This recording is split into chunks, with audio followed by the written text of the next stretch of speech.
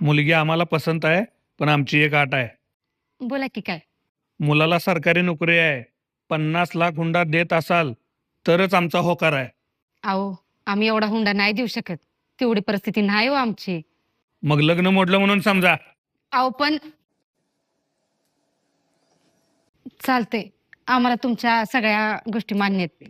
आम्ही हुंडा द्यायला तयार आहे. अहो, जेवलात का? जेवलो की. तू जेवलीस का? होय. मला तुमची खूप आठवण येऊ लागल्या. मला पण.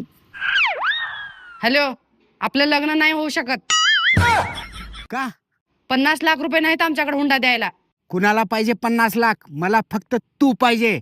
आता माझं लग्न होणार तर फक्त तुझ्याशीच होणार.